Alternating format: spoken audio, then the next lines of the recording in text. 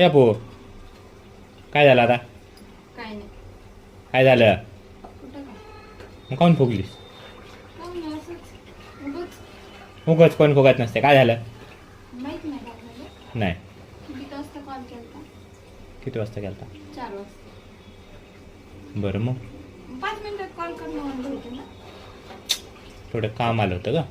काय काम आलं होतं त्यांना? घरी आलं तोंड दाखवायचं डायरेक्ट 5 मिनिटात कॉल करतो म्हणून. अगं बाई मीटिंग होती. मीटिंग होती ना. ठीक आहे मग घरी असले जेवायला आले तरी त्यांचा कॉल घास ठेवून उचलते का नाही?